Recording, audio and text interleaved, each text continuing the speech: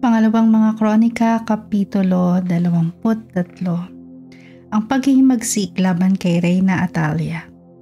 Noong ikapitong taon, naglakas loob si Joaida na makipagkasundo sa mga pinuno ng hukbo na sina Azarias na anak ni Jeroham, Ismael na anak ni Jehohanan, Azarias na anak ni Obed, Masayas na anak ni Adaya, at Elisaphat na anak ni Zikri.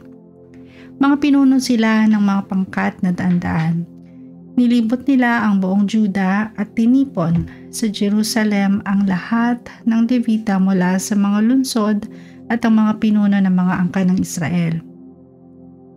Nagtipon-tipon sila sa bulwagan ng templo ng Diyos at nanumpa sa katapatan sa hari. Sinabi sa kanila ni Joaida, "Narito ang anak ng yumaong hari. Dapat siyang maghari ayon sa pangako ni Yahweh tungkol sa mga anak ni David. Ito ang inyong gagawin.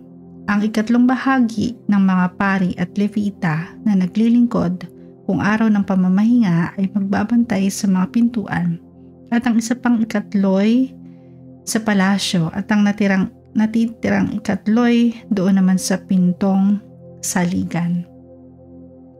Ang buong bayan naman ay maghihintay sa mga bulwagan ng templo ni Yahweh.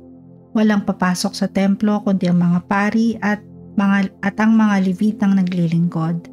Sila lamang ang makakapasok sapagkat sila lamang ang itinalaga ng Diyos para dito. Subalit ang mga taong bayan ay maghihintay sa labas gaya ng ipinag-utos ni Yahweh. Sa palibot ng hari magbabantay ang mga levita na ang bawat isa ay may sandata. Papatayin ang sino mang mga has na pumasok sa templo. Huwag ninyong hihiwalayan ang hari. Sinunod ng mga levita at ng mga mamamayan ng Juda ang lahat ng utos ng paring si Joaida. Ang bawat pinuno ay laging kasama ng kanyang mga tauhan pati ang pangkat na pamalit o papalitan sa araw ng pamamahinga sapagkat sila hindi pinapauwi ni Joaida. Ibinigay niya sa mga pinuno ng hukbo ang mga sibat at ang malalaki at maliliit na panangga ni Haring David na nakatago sa templo.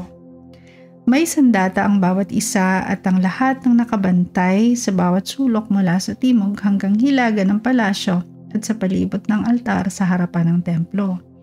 Nang may isagawa na ang lahat ng ito, inilabas ni Joaida ang anak ng hari at pinutungan ng korona. Ibinigay sa kanya ang isang kopya ng kasulatan tungkol sa paghahari at ipinahayag siyang hari. Lumapit si Joaida at ang kanyang mga anak at pinahiran siya ng langis. Nagsigawan ang lahat, "Mabuhay ang hari!" Nang marinig ni Atalia ang ingay ng mga taong nagbubunyi sa hari, bumanta siya sa templo. Nakita niya nakatayo ang hari sa may haligi sa may pintuan ng templo. Lahat ay masayang umaawit at may tumutugtog ng trompeta at ng iba pang mga instrumento. Pinunit ni Atalia ang kanyang kasuotan at sumigaw, "Ito'y isang kataksilan.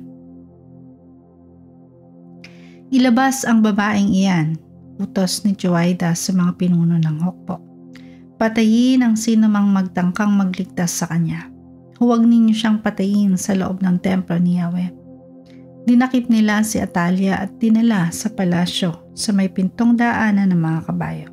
Doon nila siya pinatay. Ang mga reformang isinagawa ng paring si Joaida. Pagkatapos, nakipagkasunduan si Joaida sa mga tao at sa hari na sila'y maging sambayanan ni Yahweh. Nagkaisa ang lahat na wasakin ang templo ni Baal, kaya't tinurog nila ang mga altar at ang mga ribultong naroon. Pinatay nila sa harap ng mga altar si Matan, ang pare ni Baal.